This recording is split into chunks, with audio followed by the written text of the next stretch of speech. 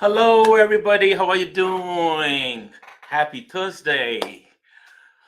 Well, I'm back on HBMA Live. Um, we have a huge team at HBMA, so we keep a lot of board members. We keep swapping our roles.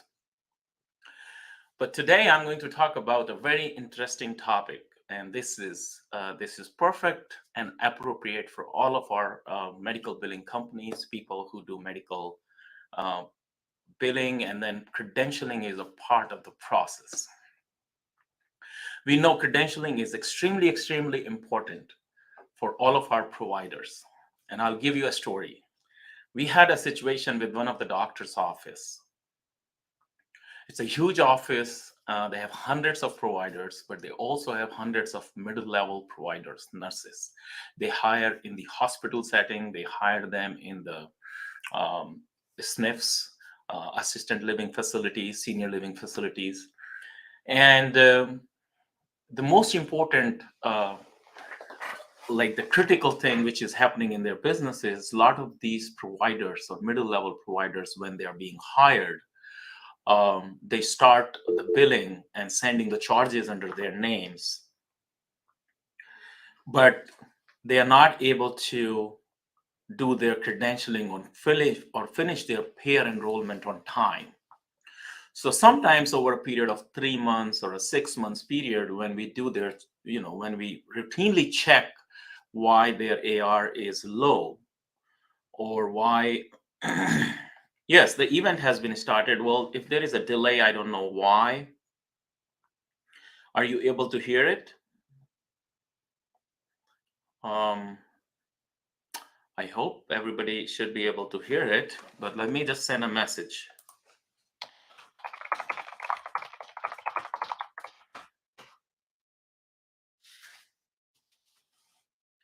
So here's the story again. So over a period of 6 months or 9 months, we realized that their AR has been increasing, and most of the part of that AR is those insurance claims and nursing home claims, which are not being paid because of timely filing limits. The reason that was happening is because they were holding a lot of charges because of the credentialing was not done on time. And by the time these Medicare Advantage plans in 90 days, you fill out and you do your credentialing, 90 days pass out. And by that 90 days pass out, there is timely filing limit and you can't get paid. So that was the doctor's office, and then the medical group was losing tons of money just because of that credentialing piece alone. With new Medicare laws, with new Medicare Advantage plans, the credentialing has become a very, very critical process in any medical group or medical practices. And that critical process is actually coming to medical billing companies as well, because it's a challenge for us to get our medical practices credentialing or enrolled into respective payers. Now, when this happens, there are a lot of questions which somebody can ask, and a lot of questions comes to our mind. And in order to ask those questions, I met a very interesting one of our HBMA members in last networking conference in St. Louis. Her name is Victoria Williams from Red House Credentialing. She is facing a little bit technical glitches in her setup, but she is going to show up shortly, and we are going to invite her. But meantime, let me ask you, if you have any questions about credentialing, then please write your comments in a comment box, and we are going to take up your comments and answer those questions. This session is extremely important for those large medical groups, for physicians, for medical billing companies who have faced credentialing as a big challenge in their regular medical practice management. Once I have Victoria on board, I'm going to ask her those questions. But one of the most important question is about, which we just received, about mid-level providers. And I know in the medical practices, you have had these doctors' offices, they sometimes think that one time the credentialing is done, you are on a panel of different payers, you don't need to credential it again. But when it comes to this, they have to really, really come forward and then make themselves available. So I'm going to send Victoria a message because she is running a little late.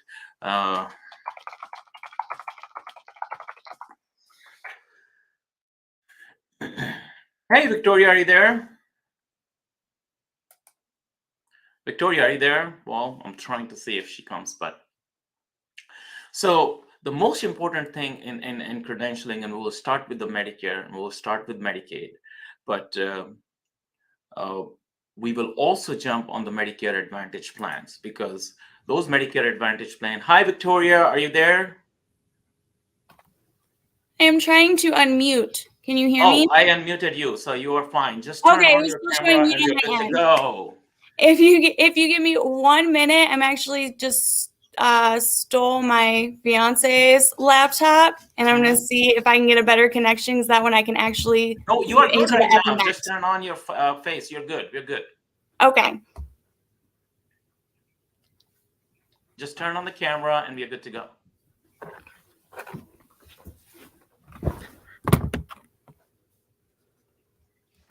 So guys, welcome Victoria Williams. Thank you, Victoria. I know that last minute glitches for technology challenges. I mean, it freaks everybody out. I was running around trying to get the other thing to work. Apparently, I need to upgrade my laptop.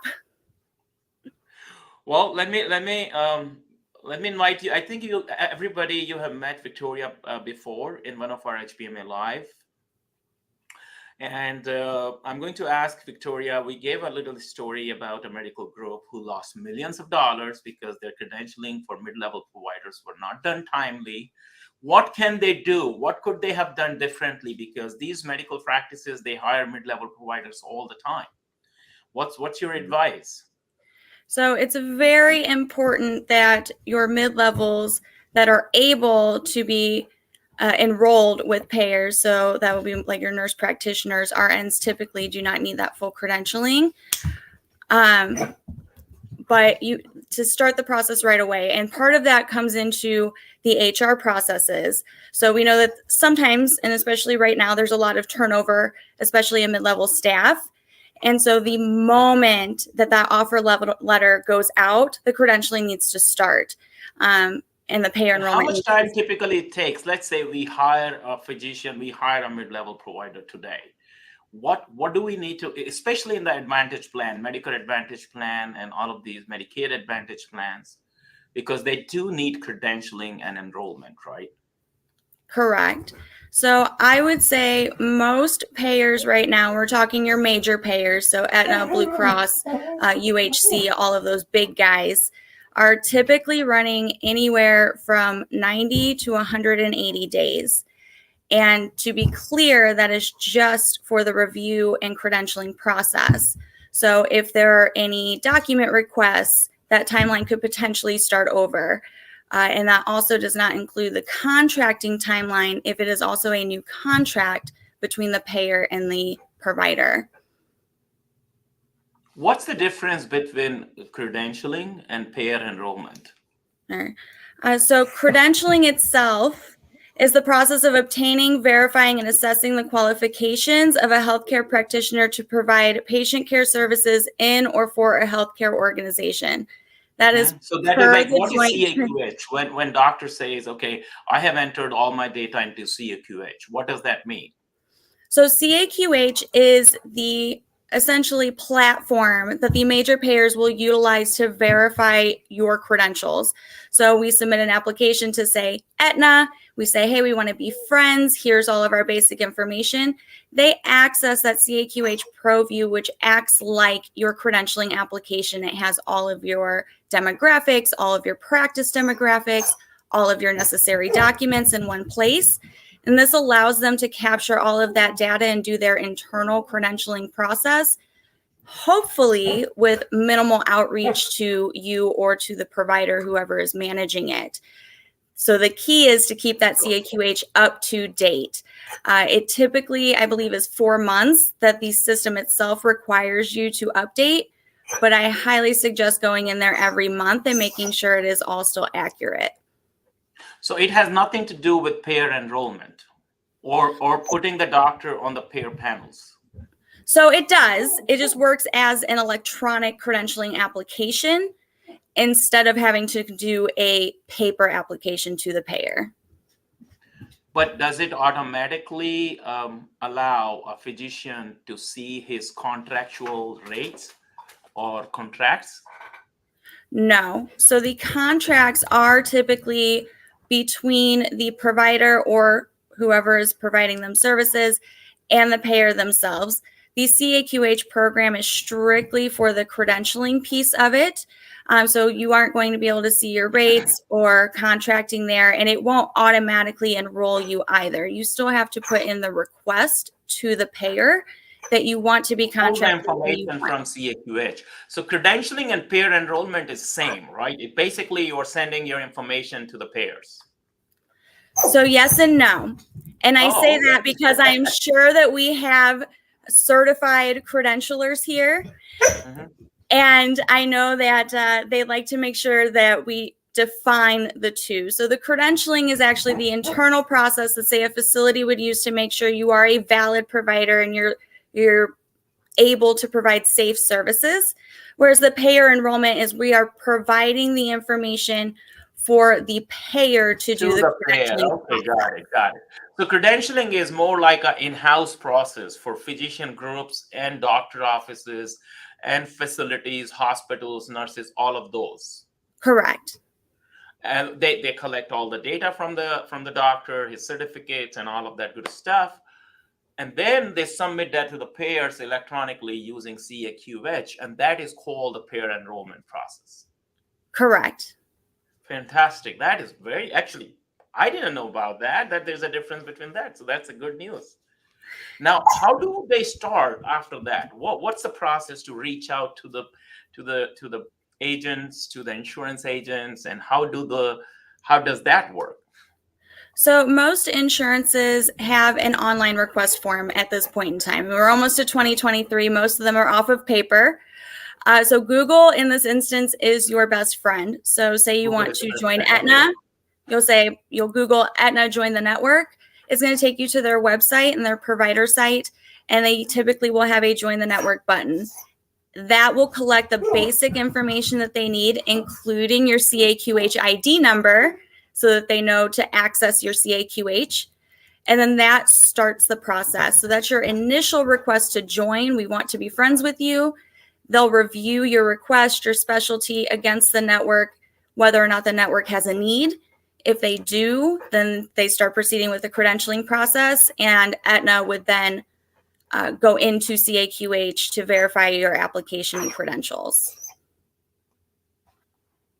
Now, what's the difference between a physician do this process by themselves or an outsourced company like yours, you do it, and how do you make sure that is there efficiency standards, or does it make a difference by having your connections play a role? What plays a critical role in getting the good contracts?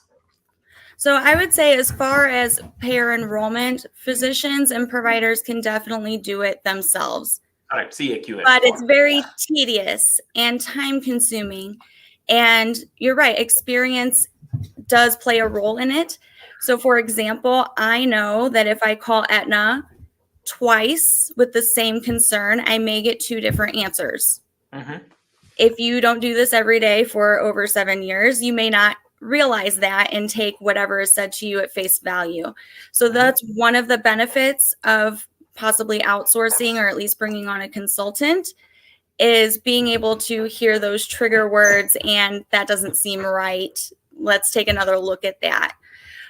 Essentially, the payer enrollment process is just following directions. As long as you follow the instructions fully and you make sure you're checking all the boxes on the checklist that come with your applications, you're fine. But it's tedious and it's time consuming. And at this point, so many of the payers are backlogged that the follow-up process is consuming more and more time to make sure that the payers are staying on track with what they're supposed to be doing on the timelines that they're giving us. What do the doctor, what choice they have when normally they say, oh, our panel is closed, we don't have any more requirement of doctors in this area? So there are a few choices here, and that is happening a lot all across the country. And a lot of times I tell people that you need to make your initial letter of intent be appealing. When you went to the bank for your initial loan, what did you tell them? The insurance payers want to know the same thing. Yeah. So what makes you special? What makes you different? If you have still been denied, then at that point you can appeal if you feel it is worth the appeal process. And then in that case, it's essentially the same thing. We're going to build an appeal letter, mark off all of the things that make you different from your competitors. Their network may be saturated, but they don't have boots on the ground like you do. You know that you're getting patients calling saying that they can't get an appointment anywhere else. Their insurance company doesn't know that. So these things that you can shed light on is more likely to at least open the door for a conversation for them to allow you in network. It doesn't always work. Right? We don't always win, but a lot of times if we can at least get that conversation going, we can at least get into the network. Now, what happens, let's say there's a doctor who has been with Aetna for a long time. You're still lagging. So can you increase the DPI for your video, because it's coming a little blur. Let me try. Perfect. So my question was, what happens? You have, let's say, old practice. One of the senior doctors, physicians, he has been with the practice forever, and he has Aetna contract. He has an old contract. Now, a new doctor, new physician joins him, and would he apply as a physician to get a new contract, or he would be the part of the existing contract in a group? How does this work? It's always confusing for me. It always confuses me. It's a doctor who is individually contracted, or it's a group who's contracted. How does it work? So it can actually go both ways. It all depends on the payer and what their standards are. So for Aetna, for example, they finally got on board with allowing a 2-provider practice being a group. So what that means is if you started out as a solo provider practice, you most likely have an individual provider contract. Now the contract is under the tax ID and it has the billing information so that you can still bill as the group, but it's an individual contract. But once they bring on that second provider, they would then be awarded a group contract. At that point, by the time the third provider comes on, the third provider no longer has to worry about the contract process. They only have to worry about the credentialing and load process. Again, the payer is always going to make sure that the individuals are, safe for their members to see, and they're going to go through the credentialing process. But if you have a group contract, you do not have to go through that second step. Got it. A lot of payers are still adamant about utilizing individual contracts unless you're a group of 10 or more. UHC is one of them in many regions. I have been complaining to them that if you have 2, you should be considered a group because it's just easier for everyone, including their own staff. Yeah. I haven't won that battle with every payer yet. Yeah. So what do you suggest physicians should do if this is a situation to improve the process at their end? So I would definitely, again, in that initial letter of intent, ensure that, it's mentioned that this is already an established practice, that they already have grips within the community, they're trusted, and that the expectation is that the terms of either the group contract, if you're now awarded a group, or the individual contract of a provider coming under the same tax ID are going to meet the same standards as the current contract. So that's where a contract review comes into play, especially because sometimes mistakes are made and representatives will say, of course, we'll give you that.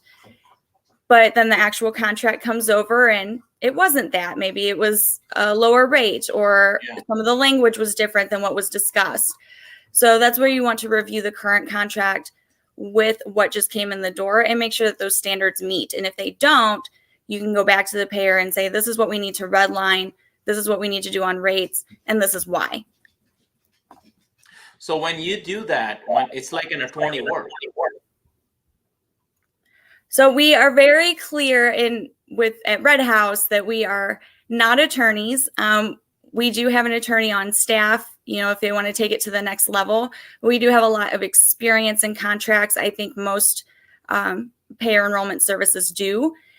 And it's just the initial review and making sure, again, that those terms and those important pieces like rates match up. But of course, we always tell everyone, if you would like an actual business attorney to review it, we have someone that we can refer to. One of our doctor's office, I know we had a conversation about incident 2. Incident 2 is a result of non-par process or non-par doctors. And if there is a new doctor or new mid-level provider, people do bill incident 2 many times. What are your suggestions on it? Because it's a quite this practice has been used by many billing companies, many practice management groups. Either they bill incident 2, or they bill under a supervising physician. They bill middle level under a supervising physician, or sometimes they bill as a shared service provider. What are your thoughts on that? Because these are like it sounds like they are like side tracks, like you are trying to find the loopholes in the system and then billing it. But what do you think about those things? I mean, because nobody wants to lose money. Hey, if I have a doctor who's not credentialed for 3 months, and if I'm going to lose timely filing limit for that mid-level provider, I would rather use my supervising physicians to co-sign the charts and then bill it under his name. Right. And that absolutely makes sense. I will say I by no means am a biller. I have great billing staff and a great COO over billing who probably has lots of things to say about incident 2. My biggest thing is, if you are going to do incident 2 to try to fill that revenue gap while in the credentialing process, to make sure that you are following all of those rules and are compliant and are discussing with your billing team what that looks like. Okay. If you're going to do that, then you don't want to get audited and get clawbacks, right? Because something was a little off, something didn't get done, a box didn't get checked. So as long as all of the rules are being followed, I don't see an issue with it during the credentialing process. But the moment that they are credentialed and able to bill independently, they should be. Right. And so a lot of times that ends up coming in stages, because you get approvals. Even if you ask for enrollment of 50 payers all the same day, those approvals are going to come in at different times. So what we do is we immediately report when we have an approval, when it's loaded, you can submit the claims, and then they can start seeing, Aetna and UHC independently, but they're still seeing, Blue Cross as an incident 2. So let me understand it. Even if you have a group contract, you said you have a group contract and you have a new physician coming on board and he is not credentialed, there is no way he can start seeing patients and you can bill under him, right? Correct. Unless he gets credentialed. Correct. All independently billed providers will have to go through the credentialing process. The only time that the individuals can skip it is if you're awarded a facility, which would be like a hospital, or an ancillary, which is, like a laboratory, Right. or they have a correct. They are on a CMS. Right. But if you are considered a group, all of your individuals will go through the process. That's the only way. That's it. No That's shortcuts. it. Unfortunately. Now we are getting more and more into the age of rosters, which I am happy about. Once upon a time, you had to fill out a whole individual application for every provider. Right. A lot of payers are now implementing rosters, so you can at least submit all of them at once and say, please get started on my group of 50 people with this roster. Now, let me ask you this question. So these days, a lot of these mergers and acquisitions are happening. Practices are being bought out. New venture capital groups are buying new practices. So I'm sure there are tax ID changes, there are NPI changes. Where does those kind of demographic changes fit into the credentialing system? Is it quick to do it, or it takes time, same amount of time, or you need to reapply for? What's the process for that whenever these kind of demographic changes happen? So M&As are a little different. It's not just changing your address, right? You're changing ownership. Sometimes you're changing tax IDs. If you're changing tax IDs, most payers will require you to go through the process and get a new contract. But it kind of comes to that same thing that we talked about earlier, where if you have an established provider, solo provider that brought on another. So whenever you receive that contract, you want to compare it to the contract that's currently in place, assuming that you bought the rights to that contract, and say these are or they aren't meeting the standards. And if they aren't, you can go back to the payer and say, we are established, we bought this, it's an established practice, so we should be meeting these same standards as the current contract. So there is still a process there, and it is definitely more of a work one-on-one with a payer representative, because your customer service representatives that you're calling an 800 number are not going to fully understand everything that you're trying to do because it is more complicated. But essentially, that's what it is. It works backwards a little bit. We transition the contract over, and then if they need to do any credentialing, they will. At times, if we have the same providers, just a new owner, they can possibly skip that process. But if they're also bringing on new providers, then they're going to have to go through it. Well, fantastic. We have almost 27 minutes conversation. I'm going to wrap it up in next 3 minutes. I know HBMA has a new conference coming up. It's a compliance course on February 6th and 8th. I hope to see you there. And we will wait for 1 minute if anybody has any questions. I know we have few people who are watching our show. If anybody has any questions, please write a comment here. Okay, last time Aetna rejected our application for group because they were requiring 3 doctors. Okay, somebody is asking, you answered the question because it has to be a group application. You cannot do the, what is the most painful area at this moment, like in year 2022? Let's wrap up on that questions. Where do you see the most challenging situation coming 2023, 2022 for new groups? For new groups, I think the hardest challenge is going to be the network closures. Again, all across the country, they're trying to state that the networks are saturated, that they have enough providers, and really, we all know that this probably comes down to money. Right? They don't want to keep having to pay out money. So doing your research first, some market research, who are your competitors, what are they offering versus what you're offering? Is there anyone in your office that speaks another language? Is there anyone, that has special certifications? Okay. That type of thing is going to be your best friend. So it's very important to add different type of services and different type of customer services or other things, which makes a difference in patient's life, right? And that absolutely matters. Absolutely. So anything you can do to excel patient care is what the payers want to hear. What about technology? Does that play a role? Like if you are a very technology savvy group, or you use patient portals, you use different technology pieces, does that make a difference? Absolutely. Another thing that payers look for is convenience for their members. So if you have online scheduling, if you have easy bill pay, if you have these things that are helpful to your members, they love to hear that.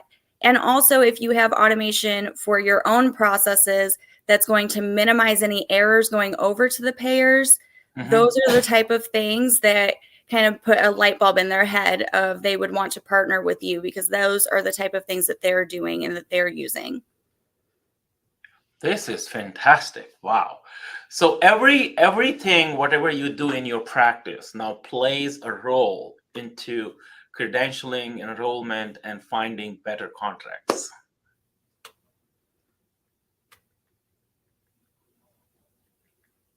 So we will end this on this note. Thank you very much, Victoria.